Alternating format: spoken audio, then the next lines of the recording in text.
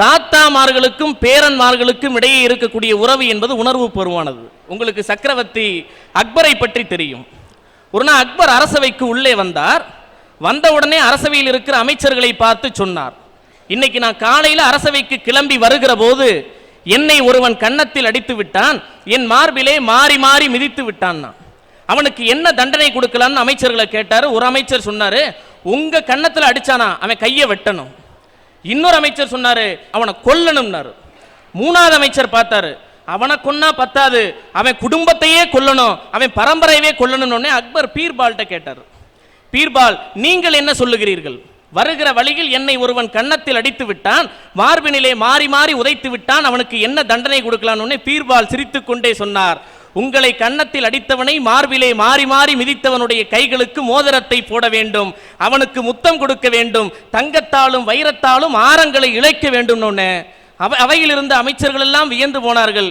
பீர்பால் அக்பரிடம் சொன்னார், சக்கரவர்த்தியை அடிப்பதற்கு, சக்கரவர்த்தியினுடைய தோளிலே மிதிப்பதற்கு அவருடைய பேரப்பிள்ளையை தவிர வேறு யாருக்கு தகுதியும் தைரியமும் உரிமையும் உண்டுனர். சக்கரவர்த்திகளை கூட சாதாரண மனிதர்களாக்கக்கூடிய அற்புதமான உறவு தான் தாத்தா பாட்டி பேரன் உறவு. ஐயா, ஒவ்வொரு மனிதனுக்கும் ஒரு கொள்கை இருக்கும். இப்போ உங்களுக்கு ஒரு கொள்கை உண்டு, யாருக்கு மஞ்சாமல் ஒரு லட்சியத்தோடு வாழ வேண்டும் என்பது உங்கள் கொள்கை. ஆனா மனிதர்கள் சொல்லுவதுண்டு, யாருக்காகவும் நான் என்னுடைய கொள்கையை விட்டுத்தர மாட்டேன் என்று. நண்பர்களுக்காக விட்டுத்தராமல் இருக்கலாம், உறவினர்களுக்காக விட்டுத்தராமல் இருக்கலாம், மனைவிக்காக விட்டுத்தராமல் இருக்கலாம், ஆனால் பேரன் பேத்திக்காக கொள்கைகளை விட்டுத்தராமல் யாராலும் இருக்க முடியாது. திருச்சியில எனக்கு ஒரு நண்பர் உண்டு. அவங்க அம்மா ரொம்ப தீவிரமான ஆச்சாரமாக இருக்கக்கூடியவர்கள். சினிமா பாட்டு கேட்டா கூட ஒரு தடவை போய் குளிச்சுட்டு வருவாங்க. அவ்வளவு தீவிரமான ஆச்சாரம். பிடிக்காத ஆள் வீட்டுக்கு வந்தா வீட்டை தண்ணி ஊற்றி அப்படியே கழுவிட்டு, அவனை இப்படி வீடு இந்த மாதிரி கெட்டு போச்சு, மோசமான ஆள்லாம் வர்றான்னு சொல்லுவாங்க. அப்படிப்பட்ட அந்த பெண்மணி காலையில் எழுந்து பூஜை அறைக்கு உள்ளே செல்வார்கள், கடவுளை வணங்குவார்கள். அப்படி வணங்குற நேரத்தில் அவங்க பேரை ரூமுக்குள்ளே எந்திரிச்சு வருவான், பல்லே விளக்கிருக்க மாட்டான். பாத்ரூம்குள்ளே போயிட்டு அப்படியே நேரம் வந்து பாட்டியினுடைய கழுத்தை கட்டி பிடித்து பாட்டிக்கு முத்தம் கொடுப்பான். பாட்டி ஒன்றுமே சொல்லாது, பேரனை பதிலுக்கு முத்தம் கொடுக்கும். ஒரு நாள் என்னுடைய நண்பர் அவங்க அம்மாட்ட கேட்டார், ஏமா நாங்கள்லாம் ஏதாவது சொன்னா உன் ஆச்சாரம் கெட்டு போகிறது என்று சொல்கிறாயே, உன் பேரனை மட்டும் ஏன் ஒன்றும் சொல்வதில்லை? அந்த மாதிரி சொல்லுச்சு, எப்பா திருடுவது தவறு, ஆனால் கிருஷ்ணன் வெண்ணெய் திருடுவதை நாம் பக்தியோடு பார்த்து கைதட்டுகிறோமே, அது மாதிரி என் பேரப்பிள்ளை செய்தால் அவன் செய்கிற தவறு கூட எனக்கு சரியாக தெரிகிறது. ஆச்சாரத்தை கூட அறுத்துவிடக்கூடிய அற்புதமான உறவு தாத்தா பாட்டி பேரன் உறவு. எனவே இது சொல்லும் உறவுகளில் வலிமையான உறவு தாத்தா பாட்டி பேரன் உறவு என்பதை என்று கூறி விடைபெறுகிறேன். பாட்டி வடை சுட்ட கதை உங்களுக்கு தெரியும், எல்லா பொண்ணுமே ரொம்ப நாளாக கேட்டிருக்கோம். சின்ன பிள்ளையிலேருந்து எடுத்தோன்னே அந்த கதையை தான் சொல்லுவான். அப்போ என்ன பண்ணுறாங்க, முதல் பாட்டி வடையை சுடும், அந்த காக்கா வந்து கவிட்டு போயிடும், மரத்தில் உட்காந்துருக்கோம், ஒரு நரி வரும், காக்கா நீ அழகா இருக்கே ஒரு பாட்டு பாடணும், இது காக்கான்னு வாயத்தை வந்து வடை கீழே வந்துடும், நரி தூக்கிட்டு போயிடும், எல்லாம் கேன்னு கை தட்டணும். காக்கா ஏமாந்து போச்சு. கொஞ்ச நாள் கழிச்சு கதையை மாற்றினாங்க. மறுபடியும் அது பாட்டி உட்காந்து வடை சுட்டுக்கிட்டு இருக்கு, மறுபடியும் அந்த காக்கா வந்து வடையை தூக்கிட்டு போகுது, மரத்தில் உட்காந்துருக்கு, நரி அழகா இருக்க ஒரு பாட்டு பாடு அப்படின்னுச்சு. மறுபடியும் இந்த காக்கா என்ன பண்ணுச்சு, காலில் வடையை கவிக்கிட்டு காக்கானுச்சு, நரி போயிடுச்சு, நரி ஏமாந்து போச்சேன்னு கை தட்டினோம். 2 தடவை ஏமாந்தவ கிளவி, வடை கிளவியோடது. இதை யாராச்சும் யோசிச்சு பார்த்தோமா? இந்த மாதிரி தாத்தா பாட்டி ஏமாத்திக்கிட்டே இருந்துட்டு நம்ம தாத்தா பாட்டி உறவு வலிமை இல்லாத உறவு, தாத்தா பாட்டி உறவு வலிமை இல்லாத உறவுன்னு சொல்லிட்டு இருந்தோம்னா எப்படியா நம்ம நம்புறது? ஐயா, அம்மா அப்பா 2 பேருமே வேலைக்கு போறாங்க, அந்த பையன் எங்க போவேன் பார்க்குறேன். காலையில் எங்கள் பக்கத்து வீட்டில் ஒரு பையன் காலைல வெள்ளனா எழுந்திரிச்சாங்க, எழுப்பி எல்லாமே வந்து வேலை பார்த்துட்டு பரபரப்பாக ஓடிக்கிட்டு இருக்காங்க.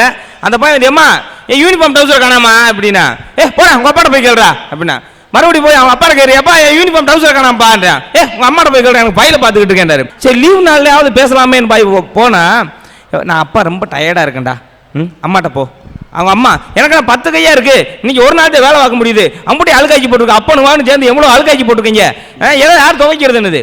கடைசியில் பார்க்குறேன், நேராக போய் டிவி முன்னாடி உட்காராயா, உட்காந்து டிவியை போட்டு கார்ட்டூன் சேனலை போட்டா சிங்கம் பேசுது, புலி பேசுது, கரடி பேசுது, இந்த பக்கம் பார்த்தா மிஷினெல்லாம் பேசுது. பேச வேண்டிய மனுஷன் ஒருத்தனும் பேச மாட்டான், அவனுக்கு எங்கேயா இருக்கும் பாசம்? அதே நேரத்தில் ஒரு தாத்தா பாட்டி இருந்தால் எப்படி இருக்குன்னு பாருங்க. அந்த இடத்துல நேராக போவேன், பாட்டியே நான் இன்னைக்கு ஸ்கூலுக்கு போனையில் என்னென்ன நடந்துச்சு தெரியுமா அப்படின்னு அவங்க பாட்டிகிட்ட சொல்லுவேன். பூரா கேட்கும், கேட்டுட்டு கதை சொல்லுமியா, பூரா அந்த மிஷினு கதையை கேட்டு மிஷினா மாறி போகாம பாட்டி தாத்தா சொல்ற கதையை கேட்டு அறிவுபூர்வமான கதையை கேட்டு வளர்ந்து வர்றாங்க. அவங்க கதை சொல்லல, அவங்க வாழ்க்கையவே கதையா சொல்றாங்க. கதை கேட்காம வளர்ந்தா நீ பாசம் இல்லாம போய் பெற்றவங்களை கொண்டு போய் முதிய இடத்துல விடுறாங்க. காரணம் என்னன்னா பாசம் இல்லை அவனுக்கு. அந்த பாசம் எங்க இருந்து வரும்? தாத்தா பாட்டி கிட்ட இருந்தாயா வரும். அப்படிப்பட்ட தாத்தா பாட்டி உறவு தாயா வலிமையான உறவு. சுருக்கு பைய பிதுக்கி பிதுக்கி எடுத்து கொடுத்த காசு அது பம்பரமா ஆச்சு. அது சுத்தி சுத்தி ஆடும் போது பாட்டி முகத்தை பாரு, அது பல்விழுந்த தேரு. நறுக்கி நறுக்கி நார பிரிச்சு இடிச்சு வச்ச வெத்தலை, அதில் ஏதோ ஒண்ணு பத்தல. அதை உதக்கி உதக்கி செவந்த வாயில் கொடுத்த முத்தம் சிவப்பு, அது பிள்ளை நிலா சிரிப்பு. தத்தி தத்தி நடந்த போது தாத்தா முதுகு யானை, அவர் தொந்தி வயிறு பானை. அதில் மிதிச்சு மிதிச்சு குதிச்சு குதிச்சு மகிழ்ந்த காலம் தங்கம், அவர் நான் வணங்கு சிங்கம். தப்பு நாங்க செஞ்ச போது புத்தி சொன்ன தாத்தா, அவர் புத்தனுக்கே ஆத்தா. அவர் சொல்லி சொல்லி கொடுத்த பாடம் கொஞ்சம் இல்ல ஐயா, நான் சொன்னதெல்லாம் பொய்யா. ஐயா அன்னையும் பிதாவும் முன்னேறி தெய்வம்னு சொல்றோம். அந்த அன்னையும் பிதாவோட சேர்ந்து முன்னெறிஞ்ச தெய்வம் ஒரு தெய்வத்தை வணங்க போவோம், அது குல தெய்வம். இந்த குல தெய்வம்ன்றது என்ன வானத்தை வந்து பொத்துக்கிட்டா வந்துச்சு? நம்மளுடைய தாத்தா பாட்டி நம்ம முன்னோர்கள். நம்ம முன்னோர்களை தான் குலதெய்வமா கும்பிட்டுட்டு வரோம். அப்படிப்பட்ட தெய்வீகமான உறவு தான் தாத்தா பாட்டி உறவு. இதை போய் எப்படியா வலிமை இல்லாத உறவுன்னு சொல்ல முடியும்? ஐயா உலகத்திலே அதிகமான மக்கள் கொண்டாடக்கூடிய திருவிழா எதுன்னு தெரியுமா ஐயா? கிறிஸ்மஸ். அந்த கிறிஸ்மஸ் திருவிழா மட்டும் இல்ல, எந்த திருவிழா எடுத்துக்கிட்டாலும் சந்தோஷமா இருக்க போறது கூட சின்ன பிள்ளைங்க தான். இந்த சின்ன குழந்தைகளவே இயேசுநாதர் என்ன சொல்லியிருக்காருன்னா, குழந்தைகளை என்னிடம் வரவிடுங்கள், இறையரசு அவர்களுடையதுன்னு சொல்லியிருக்காரு. அந்த குழந்தைகளை மகிழ்ச்சி படுத்துறதுக்கு யார் அனுப்புறாங்க? கிறிஸ்மஸ் தாத்தான்னு ஒரு தாத்தாவை தான் அனுப்புறாங்க. அந்த இடத்துல வீட்டில் பார்த்தீங்கன்னா ரேஷன் கடைக்கு பால் பாக்கெட் வாங்குறதுக்கு இதுக்கெல்லாம் யார் போகிறது? வீட்டில் வந்து எதுக்குமே உதவாமல் இருக்கிறது தாத்தா தான். அதனால தான் தாத்தாவை அனுப்புகிறாரு, வேற ஒன்றும் கிடையாது. ஒன்று அனுப்ப முடியும், உடம்பு ஒன்று அனுப்பிச்சா ரேஷன் கடை தாங்குமா? அந்த தாத்தாவாவது ரேஷன் கடைக்கு அந்த வயசில் நடந்து போறாரு. நீ நடந்து போனா இப்படி வந்திருக்குமா வயிறு? இப்படியாயா வளர்க்கிறது உயிர்? கிறிஸ்துமஸ் தாத்தா கூட வந்து சுவீட் தந்தா தான் சந்தோஷம்னு கிறிஸ்துமஸ் தாத்தா தினமா வர்றாரு, வருஷத்துக்கு ஒரு நாள் வருவாரு. அது மாதிரி தான் இவங்க தாத்தா வீட்டுக்கு வருஷத்துக்கு போறதா ஒரு நாள் தான். அப்புறம் தாத்தா பேர உறவுல என்ன விசேஷம் இருக்கு? இன்னைக்கு பலர் வீட்டில் பாட்டி தாத்தா இவர்கள் வீட்டிலே இருக்கிறார்கள். அனாதை இல்லத்திலே, முதியோர் இல்லத்தில் அல்லவா அவர்கள் எல்லாம் பெரியவர்கள் தள்ளப்படுகின்றார்கள். அவர்களை பார்த்து என்றைக்காவது கிறிஸ்துமஸ் அன்னைக்கு தாத்தா பார்க்கிற மாதிரி, இதுதான் உங்க தாத்தா பார்த்துக்க, இதுதான் உங்களுடைய பாட்டி பார்த்துக்கன்னு கொண்டு காட்டக்கூடிய இடத்தில் சில வீடுகளில் இருக்கிறதே என்ற அவன நிலையைத்தான் அவர். ஏன் இதுக்கு கிறிஸ்துமஸ் தாத்தா வணங்குறது பதிலா கிறிஸ்துமஸ் கணவன் மனைவி, கிறிஸ்துமஸ் அண்ணன் தங்கை, கிறிஸ்துமஸ் பெற்றோர் அப்படி அனுப்பியிருக்கலாம்ல? எதுக்காக தாத்தாவை அனுப்பினாரு? தாத்தா வந்து சாக்லேட் கொடுப்பாரு, கிஃப்ட் கொடுப்பாரு, நிறைய சந்தோஷப்படுத்துவாரு. அதனால தான் தாத்தாவை அனுப்புறாங்க. இப்படிப்பட்ட உறவு தான். ஒரு நிமிடம்யா, தாத்தா எம் இனிப்பு தர்றாரு தெரியுங்களா? அவர் பல்லு போன கிழமை, அவர் கையில கொடுத்தா தான் அந்த மிட்டாயை திங்காம வச்சிருப்பாரு. இப்ப அண்ணன் தங்கையோ கணவன் மனைவியோ கூட தின்னு விடுவாங்க. அதனால பல்லு போன கிழவனை அனுப்பி நீ போய் மிட்டாய் கொடுப்பான்னு சொல்லியிருக்காங்க. ஆனா கிறிஸ்துமஸ் தாத்தா பரவாயில்ல, அவரை புரியுறா. ஆனா சில மத்த தாத்தா உலகத்துல பாருங்க, தாத்தாவுக்கு இல்லாம போகுது பல்லு, ஆனா விட்டுக்கிட்டு அலையிறாரு சொல்லு, தாங்கிலிய லொல்லு. வாழ்க்கையில முன்னேறதுக்கு இன்னைக்கு எத்தனை வழி இருந்தாலும் ஒவ்வொரு மனுஷனோட தோல்விக்கும் காரணமா இருக்குது உறவுகளால் ஏற்படுற வழிதானே சார். இன்னைக்கு உலக நாடுல இருக்க எல்லா நாட்டிலையும் குழந்தை தொழிலாளர் இருக்காங்க சார். அதை நினைக்கும் போது ரொம்ப கஷ்டமா தான் இருக்கு. அதை விட ரொம்ப கஷ்டப்படுற விஷயம் என்னன்னா, இன்னைக்கு ஒரு புள்ளி விவரம் சொல்லுது, உலகத்தில் இருக்க 5% குழந்தை தொழிலாளர்கள்ல 1% குழந்தை தொழிலாளர்கள் இந்தியாவில் தான் இருக்கான்னு சொல்லுது சார். இதுக்கு யார் சார் காரணம்? இதுக்கு அந்த குழந்தையோட பெற்றோர் தானே சார் காரணம். யார் சார் பெற்றோர்? குழந்தையை பெற்று போடுறவங்க மட்டும் பெற்றோர் ஆயிருவாங்களா சார்? அந்த குழந்தைக்கு நல்ல வழிகாட்டி நல்ல இலக்க நிர்ணயிச்சு தன்னோட வாழ்க்கையை சகாயம் பண்றவங்க தான் சார் உண்மையான பெற்றோர். ஐயா ஒரு வரலாற்று சம்பவம். ஜீன் பால் சந்தர் என்ற ஒரு மிகப்பெரிய இலக்கியவாதி, அவரு தனக்கு கிடைச்ச நோபல் பரிசையே வேணாம்னு புறக்கணிச்சவரு. ஏன்னா அந்த பரிசை அவர் கொடுக்கலாமா வேணாமான்னு விவாதம் வந்துச்சு. எப்ப எனக்கு அந்த விவாதம் வந்துச்சோ அப்பயே அந்த பரிசு எனக்கு கிடைக்கக்கூடிய தகுதி இல்லைன்னு சொல்லி புறக்கணிச்சாரு. அவர் வாழ்க்கையில் ஒரு சிறப்பான விஷயம் என்னன்னா, அவர் தன்னோட வாழ்நாள கல்யாணமே பண்ணிக்கல சார். ஏன் கல்யாணம் பண்ணிக்கணும்னு ஒரு நிருபர் அவரை பார்த்து கேட்டாரு. ஐயா கல்யாணம் பண்ணிக்கிட்டா குழந்தை பெத்துக்கணும், குழந்தை பெத்துக்கிட்டா அந்த குழந்தையை வளர்க்கறது ஒரு மிகப்பெரிய விஷயம், அது ஒரு மிகப்பெரிய திறமையான விஷயம், அது மிகப்பெரிய கடமையான விஷயம், அதை என்னால பண்ண முடியாது அப்படிங்கிற ஒரே காரணத்துக்காக தான் நான் கல்யாணம் பண்ணிக்கணும்னு சொன்னாரு. அவரை பார்த்து கத்துக்கணும் சார் இன்னைக்கு ஒவ்வொரு பெற்றோரும் என்ன தகுதியோட கல்யாணம் பண்ணிக்கணும்னு. இன்னைக்கு குழந்தை பெத்து நல்லா வளர்க்க முடியுமா முடியாதான்னு தெரியாமையே எத்தனையோ குழந்தைய பெத்து குழந்தை பெத்து போடுறதே ஒரு தொழிலா வச்சு இன்னைக்கு பிச்சைக்காரனாகவும் ஒரு அனாதையா தெரியப்பட்டிருக்காங்களே சார் பெற்றோர்கள். அந்த மாதிரி ஒரு பெற்றோரால் பாதிக்கப்பட்டு புறக்கணிக்கப்பட்டு வந்து தான் சார் நீங்க பேசிக்கிட்டு இருக்கேன். இப்படி இருக்கிறப்ப எப்படி சார் உறவுகளில் வலிமை இருக்கு? வலிதானே சார் இருக்கு. இன்னைக்கு நான் என் வீட்டுக்கு போய் என் பெற்றோர் என்னை வந்து பார்த்து இப்போ 8 வருஷம் ஆகுது சார். இந்த 8 வருஷத்துல அவங்க எனக்கு ஒரு துணி எடுத்து கொடுத்தது இல்லை, ஏன் ஒரு 10 ரூபா காசு கொடுத்தது இல்லை சார். இந்த எங்க வீட்டில் என்னை புறக்கணிச்ச உடனேயும் எங்க மாமா என்னை ஒரு 3 வருஷம் கூட்டு போய் வச்சிருந்தா சார். அப்போ கூட நான் ரொம்ப பெருமைப்பட்டேன். ஐயோ அக்கா மையன் கஷ்டப்படுறானே, அவன் படிக்கணும்னு ஆசைப்படுறானே அப்படின்னு கூட்டு போய் வச்சிருக்காங்கன்னு. போக போக தான் சார் ஒரு உண்மை தெரிஞ்சு, அவங்க ஒரே வயசான அம்மாவை கவனிக்க யாரும் இல்லை சார். கவனிக்கிறதுக்கு ஒரு வேலையாள் வேணும், கவனிச்சுக்கிறதுக்கு ஒரு ஆள் வேணும் அப்படிங்கிற ஒரே காரணத்துக்காக சார் என்னை கூட்டு போய் வச்சாரு. ஆனா அப்பயும் கூட நான் சந்தோஷம் தான் சார் பட்டேன். என்னோட பாட்டியை நான் கவனிச்சுக்காம வேற யாரு கவனிச்சுக்குவானே? என் அத்தை இருக்காங்களே, என் அத்தை அவங்க எனக்கு கொடுக்காத கஷ்டமே கிடையாது சார். ஆனா அதையும் தாண்டிட்டு அங்க இருந்தேன் சார். எங்க மாமா கொஞ்சம் குடிக்கிற பழக்கம் இருக்கு.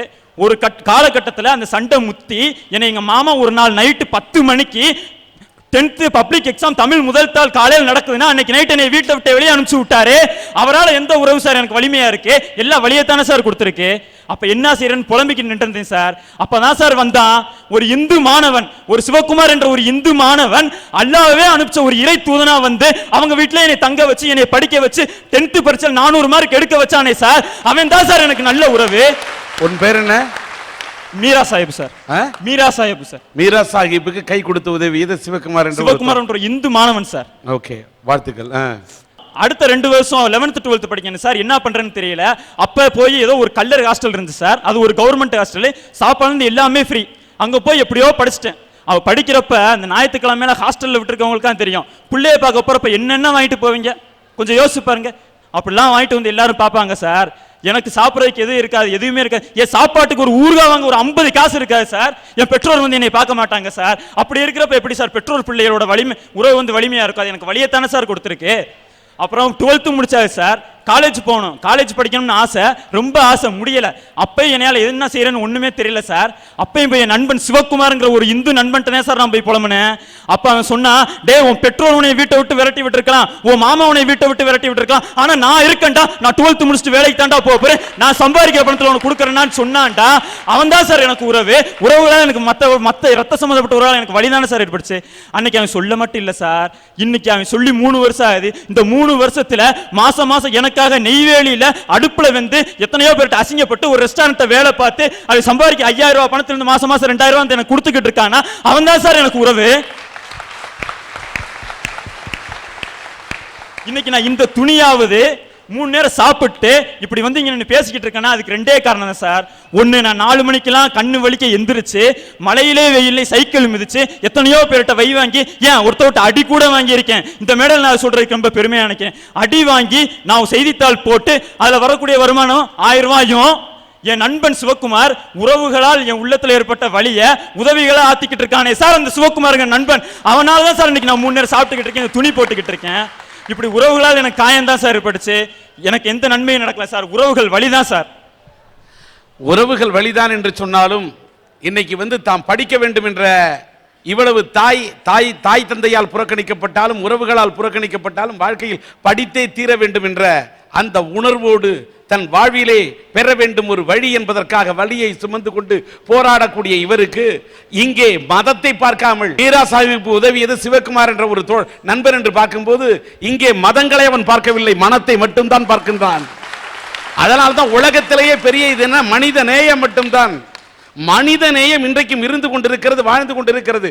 மதங்களின் பெயரை சொல்லி இந்த நாட்டிலே சில சண்டை போட்டுக் கொண்டிருந்தாலும் இன்றும் மதங்களுக்கெல்லாம் அப்பாற்பட்டு இப்படி நட்பும் நல்ல உணர்வும் மனித நேயம் இந்த நாட்டில் இருக்கின்ற காரணத்தால் தான் இன்றைக்கும் மழை பெய்து கொண்டிருக்கிறது. இந்தியா செழித்து வளர்ந்து கொண்டிருக்கிறது. இன்றைக்கு மதசார்பற்ற நாடாக இந்தியா இருக்கிறது என்பதற்கு இது ஒரு பெரிய உதாரணம் என்பதை இந்த சண்டியினுடைய அரட்டை அரங்கம் பெருமையாக கருகிறது. அந்த சிவகுமார் என்பவர் இப்பொழுது நான் மேடை கிடைக்கின்றேன்.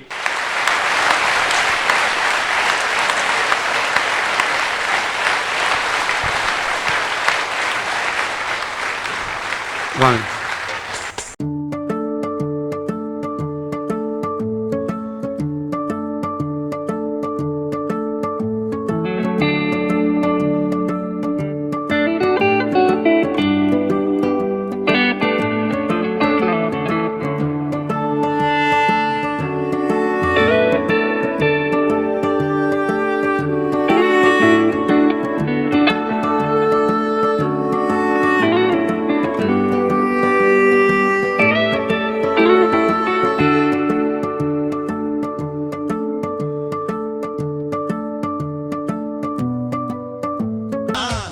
ஒன்னே ஒன்று சொல்றேன், இந்த ஒரு சிவகுமாரை போல இந்த மீரா சாஹிப்பை போன்று மதங்களுக்கெல்லாம் அப்பாற்பட்டு மனித நேயத்தை இந்த உலகத்திலே எல்லோரும் வளர்க்க வேண்டும் என்பதற்காகத்தான் இந்த பொன்னாடி இந்த சன் டிவியினுடைய அரட்டை அரங்கத்திலே நாங்கள் போர்த்தி மகிழ்விக்கின்றோம். நம்முடைய PA பீட்டர் அவர்கள் இந்த பையனுடைய படிப்பு செலவுக்காக இந்த நேயத்தோடு இந்த 5000 ரூபாயை தருகின்றார். வாழ்க. கை கொடுங்க. நன்றி.